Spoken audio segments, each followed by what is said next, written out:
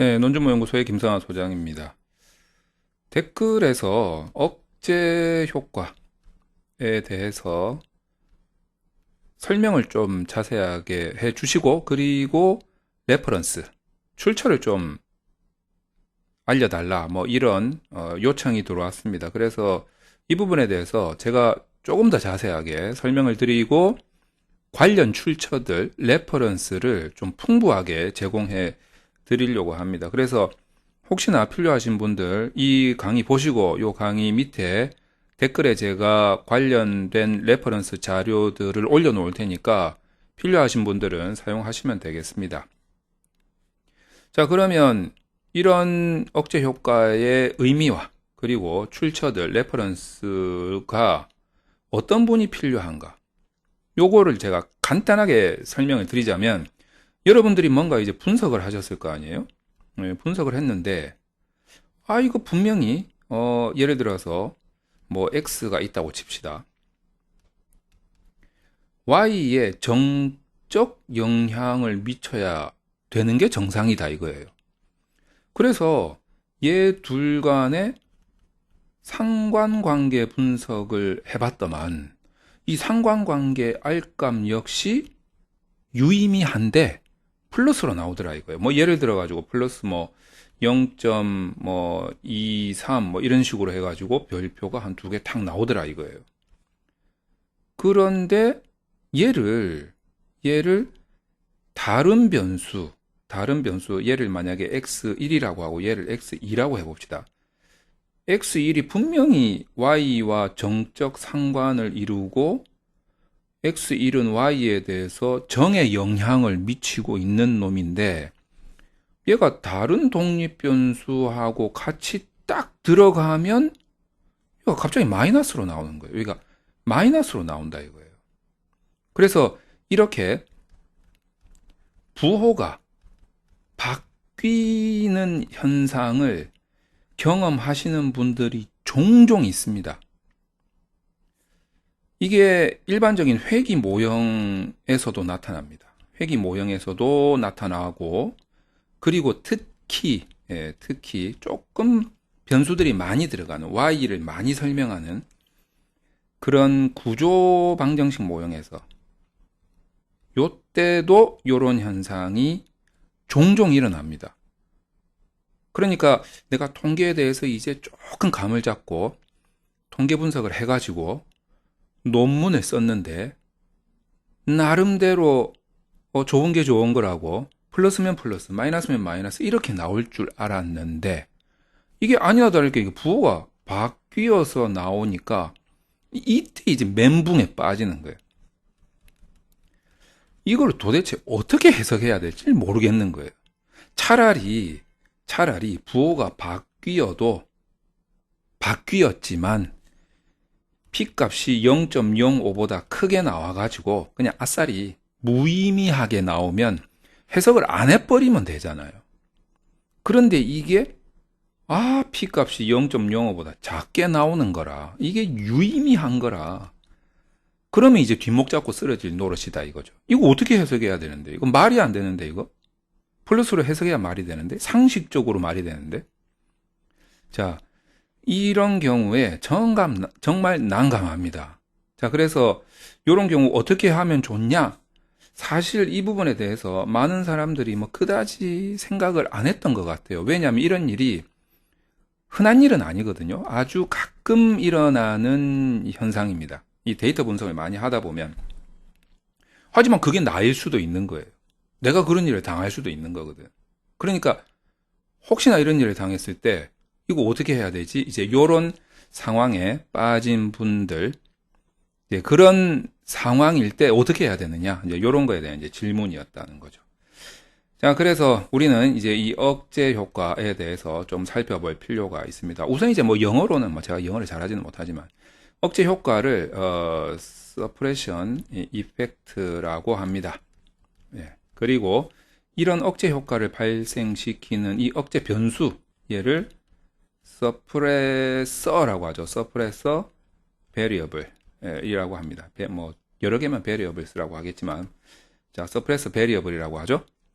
자, 그래서 요 두 뭐 어떤 그 두 개는 아니고 억제 효과, 억제 변수에 대해서 한번 좀 정확하게 한번 살펴보도록 하겠습니다. 제가 이 자료를 저는 이제 뭐 좀 뭐 예전에 공부를 했었어 가지고 알고 있어서 뭐 네이버 블로그에도 올리고 그다음에 유튜브에서도 올렸는데 나름대로 이제 이 부분에 대해서 너무 헷갈린다. 좀 정확하게 설명을 해달라라고 이제 요청을 하신 거 보니까 제가 그때 너무 정확하게는 설명을 안 드렸던 것 같아요. 너무 깊게 들어가면 헷갈리니까. 자, 그래서 레퍼런스도 좀 찾고 좀 근거 있게 설명을 좀 요번에는 확실하게 드리도록 하겠습니다. 자, 그래서 관련 뭐 선행 연구와 그리고 자료들을 좀 찾아봤죠. 예, 찾아봤는데 자, 요거를 좀 보시면 되겠습니다. 이제 우선은 요렇게 제가 한번 정리를 해드릴 수 있을 것 같아요. 이거는 이제 요 내용들은 전부 다 제가 댓글에다가 올려놓을 겁니다. 그러니까 여러분들 필요하시면은 이제 복사해가지고 갖다 쓰시면 됩니다. 처음에 이제 억제 효과를 보고했던 이 연구가 있을 거 아니에요. 시초가 있을 거 아니에요. 누군가가 이 이야기를 했을 거 아니야. 네, 그게 이제 엄청나게 오래됐어요. 1941년에 이 호스트라는 학자께서 처음에 이제 보고를 했죠. 이게 이제 어떤 의미를 가진다라고 이야기를 했냐면 바로 이 억제 변수는 종속 변수와 0의 상관을 가지지만 요거는 이제 좀 주의하셔야 돼요. 이게 최근에 와서는 반드시 종속 변 그러니까 무상관을 말하는 거라고 느끼시면 안 됩니다. 무상관이 아니고 요거 이제 0의 상관을 가진다는 말은 이제 무상관이 아니라 그냥 낮은 상관, 낮은 상관이라고 생각을 하시면 돼요. 낮은 상관. 그래서 종속 변수하고는 별 관계가 없어. 뭐 그다지 별 관계가 없는데 와 이게 역설적으로 예측 타당성에 기여한다라는 거예요. 이 이야기를 처음으로 이 호스트라는 사람이 1941년에 했습니다. 그거를 억제 변수라고 해서 서프레서 베리어블이라고 한 거죠. 그리고 이제 뭐 쭉 지나가지고 이쪽 보시면 1960년대 후반부터 1970년대 초반까지 이 억제 변수가 조금 더 이제 연구되기 시작한 거예요. 그래서 이런 사람들에 의해서 이런 사람들이 억제 효과를 설명하는데 굉장히 많이 등장하는 그런 학자 레퍼런스들입니다. 그래서 이제 일단 호스트가 1966년에 요게 조금 중요한 내용입니다. 요 내용이 여기 있죠. 바로 여기 나오죠. 자, 그리고 조금 더 지나가지고 1990년대에 이제 뭐라고 읽어야 됩니까? 해날드라고 읽어야 됩니까? 이제 이분이 억제 효과 케이스를 이제 보고를 했는데 그 내용이 이제 요 내용입니다.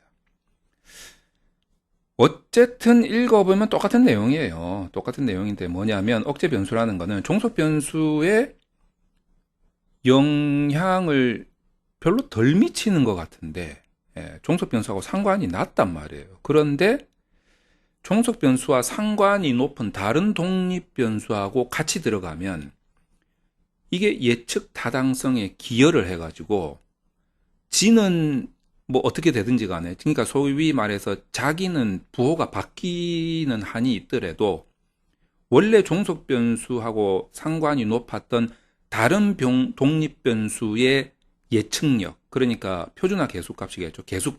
계수값을 더 높이는 거예요. 딱 요런 겁니다. 이제 억제 효과 변수, 억제 변수라고 할게요. 억제 변수가 이 종속 변수 y에 미치는 상관이 있을 거 아니에요? 그리고 원래 내가 알고 싶은 독립 변수가 있을 거란 말이에요. 독립 변수가 y에 미치는 상관이 있을 거 아니에요. 그런데 이 억제 변수의 상관이 더 낮아요. 독립 변수의 상관이 더 높고 자, 요런 경우를 말합니다. 요런 경우에 요 두 개가 함께 들어갔을 때 이 억제 변수의 부호가 원래 플러스인데 갑자기 마이너스로 바뀌는 경우가 있어요. 가끔 일어나는 경우입니다. 요런 경우에 얘 왜 부호가 왜 바뀌었지? 라고 생각을 하신다면 걔는 억제 효과를 일으킨 거예요. 어떤 억제 효과를 일으켰냐면 이 효과를 더 세게 한 거예요. 그러니까 독립변수가 종속변수에 만약에 단순회귀 분석을 했다라고 치면 독립변수가 종속변수에 미쳤던 그 개수값, 예를 들면 베타값이 있을 거 아니에요. 표준화 개수값이. 요렇게 다중회귀 분석으로 되면서 억제변수는 부호가 바뀌는 대신 이 독립변수의 효과를 더 세게 만들어가지고 이 베타값이 더 커지는 거예요. 요런 경우에 억제변수가 같이 들어갔던 이 억제변수가 부호가 바뀌는 경우가 가끔 있어요. 그러면서도 얘가 유의하게 또 영향력이 나온다 이거예요. 요때를 억제 효과라고 합니다. 이때 이 변수를 억제 변수라고 하는 거예요. 억제 변수. 이 억제 변수하고 비슷한 말이 어떤 말이 있냐면 무슨 뭐 교란 변수도 있고, 교란 변수는 이제 상호작용을 일으키는, 이게 이제 소위 말해서 조절 변수가 되는 거죠. 그리고 또 비슷한 게 통제 변수가 있어요. 어떤 거냐면 이제 컨트롤 하는 변수들. 그래서 제가 조절 변수하고 통제 변수의 아주 정확한 개념과 분석 방법과 해석 방법에 대해서는 지금 멤버십 강좌에서 지금 열강을 펼치고 있는 중입니다. AI로 해석하는 걸로 합쳐가지고. 자, 그런데 이제 이 조절 변수하고 통제 변수하고 또 비슷한 게 억제 변수가 나타났는데 바로 이게 요런 경우에 해당되는 거죠. 본인은 부호가, 그러니까 본인 어떻게 보면 희생한다고 봐야 되나? 하여튼 그런 경우입니다. 자, 그래서 뭐 요거를 제가 다 글을 올려놓을 테니까 여러분들이 한번 읽어보시면 좋은데, 그냥 간단하게 설명드린다면 이 홀스터가 1966년에 이제 연구했던 그 연구 내용을 살짝 살펴보면 이런 거예요. 그 아주 고전적인 억제 효과 사례를 설명하고 있는데, 아무래도 이제 시기가 시기인 만큼 2차 세계대전과 관련된 그런 연구를 하신 거예요, 이분이. 비행사, 요때는 이제 공군의 전투력이 가장 중요했기 때문에 비행사가 성공을 해야 된다. 그래서 이제 비행사의 성공에 영향을 미치는 능력을 이제 찾고 싶었던 거예요. 그래서 이제 종속 변수를 비행사의 성공으로 두고 독립 변수를 어떤 기계를 다루는 기계적 능력, 그리고 어떤 뭐 수치 능력, 그리고 공간 능력, 그리고 언어 능력을 네 가지로 두고 얘네들의 영향을 보고 싶었던 거예요. 그런데 언어하고 이 성공 간의 상관을 보니까 뭐 0이 나왔다라고 이야기는 하는데, 제 생각에 무상관이라기보다는 아주 낮은 상관이 나왔겠죠. 엄청나게 낮은 상관이 나온 거예요. 자, 그래서 언어를 빼고 공간, 뭐 수치, 기계적 능력을 요렇게 대입을 하면 이 개수값이 뭐 예를 들어서 표준화 개수 베타로 친다면 베타 값이 뭐 고만조만, 고만고만하게 나오는데, 언어가 딱 들어가면 이 분명히 언어는 성공하고 상관이 엄청 낮은 놈인데도 언어가 들어가니까 이 능력이 갑자기 치솟더라 이거예요. 이게 도대체 어떻게 된 거냐 이거지. 그래서 호스트는 이제 어떤 결과를 해석을 하냐면, 이 능력 중에는, 이 기계적 수치적 공간적 능력 중에는 여러분 비행기를 실제로 모는 능력도 있지만 이 당시에 필기 테스트를 한 거예요. 필기 테스트. 이게 필기 테스트가 들어갔었던 거지. 그러니까 이제 언어는 필기 테스트하고 관련이 있는 거예요. 그러니까 언어가 들어감으로 인해서 이제 언어는 뭐 부호가 바뀌든 죽든 뭐 하더라도 기계적 수치 공간적 능력이 오히려 이제 올라가는 거지. 그래서 얘네들 간 상관을 보니까 이 상관이 높은 거예요. 이렇게 나온다라는 거죠. 요랬을 때 언어가 요 모델을 전체적으로 기계적 수치 공간 능력을 업그레이드 시켜주네. 이제 지는 희생하면서 요런 느낌의 분석 결과가 나왔을 때 이 언어 능력을 억제 변수다. 이제 이렇게 설명을 하고 있습니다. 단 조건이 뭐냐면 이 억제 변수인 언어 능력은 종속 변수인 성공과 상관이 뭐 0이라고는 하지만 엄청 낮다. 상대적으로 다른 독립 변수들과 이루는 상관관계 계수보다 엄청 낮다. 뭐 이런 정도로 여러분들이 이해를 하시면 됩니다. 자, 그리고 이제 이 헤날드입니까? 이 발음 잘못하겠는데 이 사람이 이제 1998년에 했던 그 또 논문이 있어요. 그 논문을 읽어보면 제일 마지막에 이제 뭐 두 가지를 강조하고 있는데 하나는 이제 해석 수준에서 이 억제 변수는 종속 변수하고 상관이 뭐 별로 낮지도 않고 지 자신은 베타 값이 의미도 없고 또는 부호가 바뀌고 뭐 그럴 수는 있지만 그래도 이 회귀 모형에서 수정을 할 정도로 그러니까 얘를 뺄 정도로 그렇게 요구되지는 않는다. 뭐 이렇게 설명을 하고 계세요. 그리고 두 번째는 심지어는 이제 이 억제 변수를 막 찾아다닐 수도 있는 거예요. 내가 다른 독립 변수의 효과를 좀 크게 하기 위해서 거기에 도움을 줄 수 있는 억제 변수 없을까 하면서 막 이걸 추구할 수도 있다. 뭐 그렇게 설명을 합니다. 자, 그러면서도 억제 변수 효과는 경험적으로 좀 드물어요.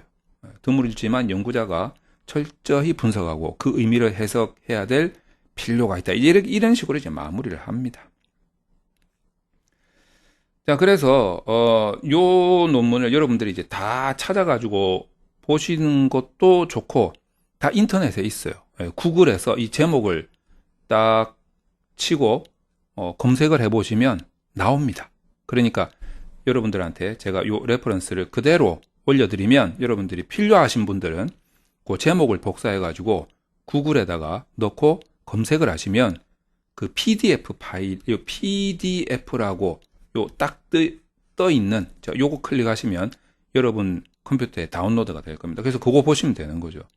자, 그런데 이제 요런 과정을 좀 요약해서 설명한 논문이 또 있어요.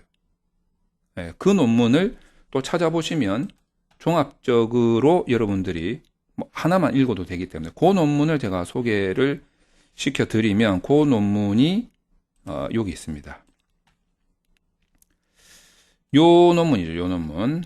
자, 요 논문도 제가 여러분한테 이게 언제 쓰여진 논문이냐면 1999년에 쓰여진 논문이네요. 1999년에.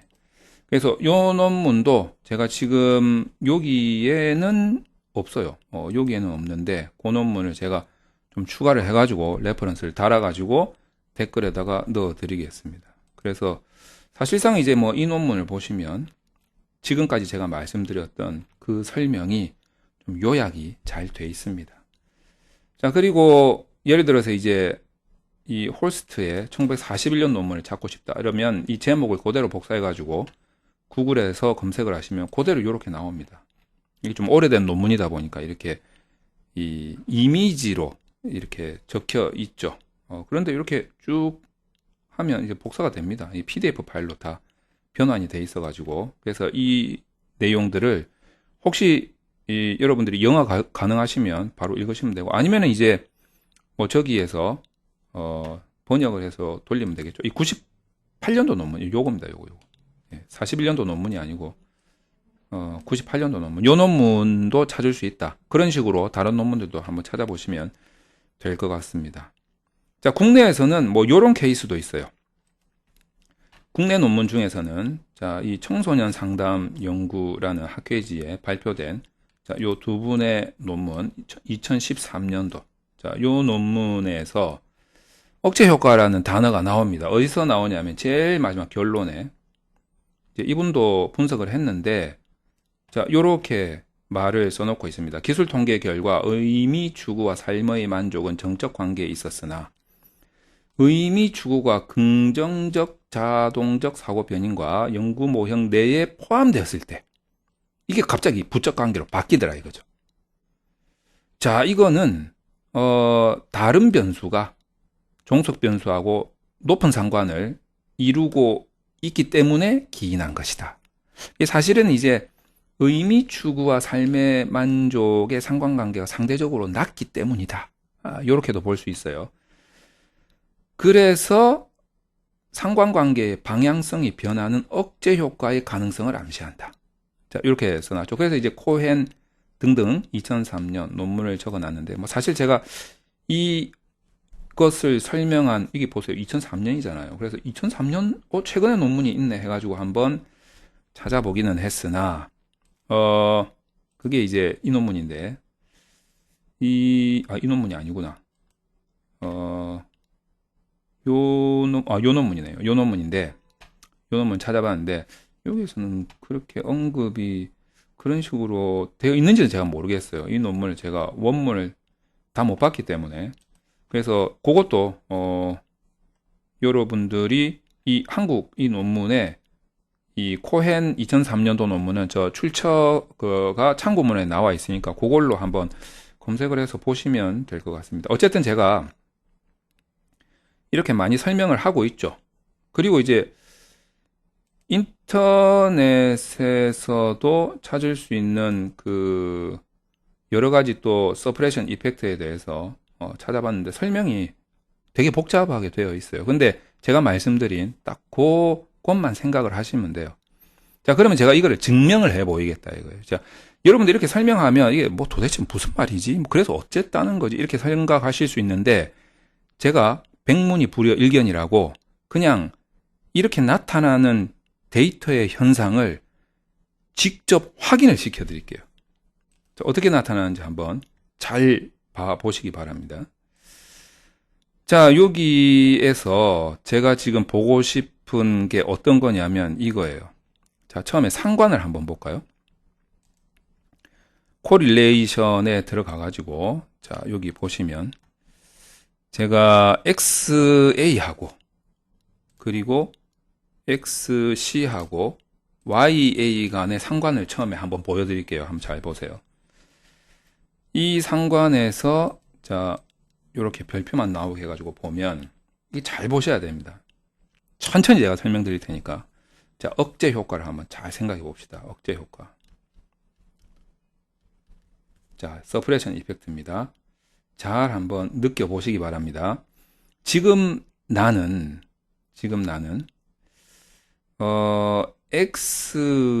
XC가 YA에 미치는 영향을 보고 싶은 거예요. 자, 그럼 이제 XC하고 YA하고 미치는 영향을 보기 전에 얘네들의 상관관계를 보니까 R 값이 0.256 자, 별표가 3개나 쳐져 있습니다. 자, 요런 관계예요. 그러면 얘를 단순 회귀 분석을 한번 해볼게요. 자, 단순 회귀 분석을 하면 표준화 계수 베타 값이 어떻게 나오는지 한번 봅시다. 자, 단순 회귀 분석을 한번 해보겠습니다. YA를 종속 변수에 XC를 독립 변수에 놓고 베타 값 스탠다다이즈드 이스티메이트를 딱 계산을 해보면 얼마가 나옵니까? 자, 얼마가 나오죠? 0.256이 나옵니다. 이게 베타 값이거든요. 표준화 계수값.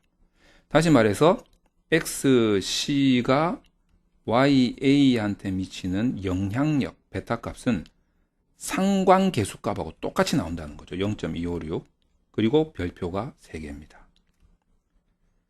자, 이게 이제 단순 회귀 분석일 때는 독립변수 하나 들어가는 단순 회귀 분석일 때는 XC와 YA가 이루는 공분산을 표준화시킨 게 바로 상관계수 R 값이죠. 똑같이 XC가 YA에 미치는 비표준화 계수 B 값을 표준화시킨 게 베타 값입니다. 그러니까 이 R 값이나 이 베타 값이나 결국 무엇인가를 표준화시킨 건데 그 소스는 같다 라고 해서 값이 같게 나오는 거죠. 자, 요걸 이제 하나 기억을 해 놓으시기 바랍니다. 자, 요 상태에서 좀 지저분한 거는 다 버리고 지저분하게 써놓으면 여러분들이 자꾸 헷갈리니까 좀 지우도록 하겠습니다. 자, 이 상태에서 다시 이 상관계수표를 한번 봅시다. 상관계수표를 보시면은 XA는 YA와 이루는 상관이 낮아요. XA는 YA와 이루는 상관이 낮다. 얼마만큼 낮냐면 이 R값이 0.168이에요. 별표 2개. 그러니까 YA와 관련해서는 XA가 상관계수가 낮다. 요런 거를 알 수 있겠죠. 그런데 요거 한번 봅시다. XA하고 XC하고 지네들끼리 이루는 상관은 우와 엄청나게 높다는 거죠. 얘 둘이 이루는 상관은 엄청나게 높아요. 0.692 별표 3개 이렇게 나온단 말이죠. 아, 요럴 때 지금 내가 보고 싶은 거는 XC가 YA한테 미치는 영향인데 0.26 나오는데 요때 요런 딱 구조에서 XA를 딱 추가해서 넣으면 얘가 억제 효과를 이 단어가 안 써지네. 억제 효과를 일으킬 가능성이 있다라는 거예요. 억제 효과를 일으킬 가능성이 있다는 거죠. 다시 말해서 XA는 조절 변수도 아니고 통제 변수도 아니고 억제 변수일 가능성이 있다라는 겁니다. 가능성이 있다라는 거지. 자, 다시 말해서 XA하고 YA는 분명히 정의 상관을 이루고 있었단 말이에요. 그러면 똑같은 원리로 XA가 YA한테 미치는 영향의 단순회귀 분석의 베타 값은 얼마가 나오겠습니까? 0.168이 나오겠죠. 별표 2개. 왜? 단순회귀 분석에서는 상관관계 계수값하고 그리고 베타 값하고 회귀 모형의 단순회귀 모형의 베타 값하고는 값이 같으니까 분명히 정의 값이 나온단 말이에요. 그렇게 나올 걸로 예상을 했는데 자, 이제 XA를 추가를 해 보겠습니다. XA를 이제 추가합니다. 어떤 현상이 일어나는지 한번 봅시다. 자, 요거 좀 지우고. 자, XA를, 자, 이 회귀 모형에서 XA를 추가를 해 보겠습니다. XA를 추가를 하면, 짜잔. 여러분, 이 보세요. 일단 XC는 베타 값이 0.2688, 베타 값이 0.2688 어떻게 더 커졌잖아요. 처음에 XC 혼자 들어갔을 때는 베타 값이 0.256이었는데 XA가 들어와 주셔가지고 XC가 YA에 미치는 영향이 더 커져 버렸어요. 0.2688. 요거 빼기 하면 0.008 정도 더 커졌나요? 뭐 어떻게 되는 거예요? 하여튼 그 정도 더 커졌습니다. 우리는 통계 분석은 잘하는데 산수를 잘 못해요. 자, 요 정도 더 커져 버렸단 말이에요. 그러니까 XA가 들어감으로 인해서 XC의 예측력이 더 좋아졌죠. 그런데 XA가 부호가 바뀌었어요. 부호가 바뀌어버렸어. 이 분명히 플러스였는데 지금 보세요. 마이너스로 바뀌었잖아요. 다행히 이 경우는 P값이 0.05보다 커서 유의미하지 않기 때문에 그냥 해석을 안 해버리면 그만인데 이런 경우임에도 불구하고 XA의 P값이 0.05보다 작게 나오는 경우가 구조방정식 모형에 종종 가끔 있습니다. 가끔. 그런 경우에는 난감한 거죠. 해석이. 그런 경우에는 그냥 저는 이제 억제 변수로서 모형의 이제 다른 독립 변수나 다른 매개 변수의 예측력을 더 좋게 만들었기 때문에 이 변수는 억제 변수로 보고 억제 효과만 일으킨 것으로 하고 비록 채택되었으나 해석하지 않겠다 라든가 아니면 이제 여러분들은 아마 이렇게 부호가 바뀌지 않도록 새로 데이터를 구성하셔야 되지 않을까. 아니면 이제 무슨 이상치를 조금 더 조사를 해가지고 샘플을 걸러낸다든지 이제 이런 아주 불편한 추가적인 작업을 해줘야 되지 않을까. 이런 생각이 좀 듭니다. 그래서 아까 이제 제가 보여드렸던 요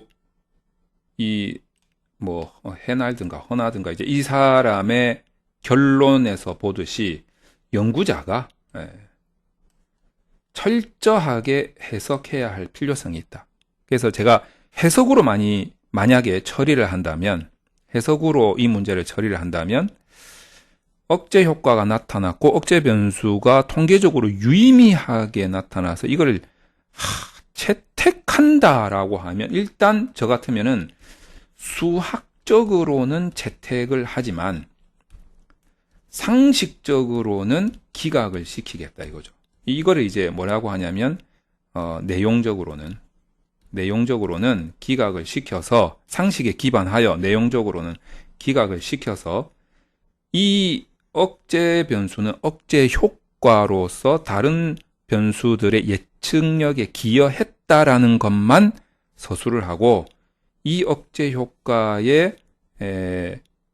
변수의 효과는 해석하지 않겠다 라고 철저하게 해석을 하겠다. 이게 제 입장입니다. 왜? 여러분들 고생 안 시키려고. 여러분 고생 안 시키려고 그러는 거지. 안 그러면 이것이 다 데이터 다시 해가지고 이상치 다시 조사하고 엄청나게 힘들 거 아니에요. 그러니까 저는 그냥 해석으로 처리를 하겠다. 이게 이제 제 입장이다. 이런 여러분들 편에선, 항상 여러분들 편에서 조금이라도 여러분들한테 논문 쓰면서 스트레스 안 받게 하려고 하는 저의 의지를 이렇게 설명을 좀 드리고자 합니다. 그래서 이제 억제 효과 이 부분에 대해서 이제 충분히 설명이 좀 되셨는지 모르겠네요. 그래서 억제 효과에 대해서 댓글을 남겨주신 분들 이제 이 동영상 보시면 이제 확실하게 뭐가 뭔지, 어떻게 돌아가는 건지, 그리고 내가 레퍼런스를 어떻게 제시를 해야 되는 건지 좀 도움이 되셨으면 좋겠습니다. 이걸로 마치겠습니다.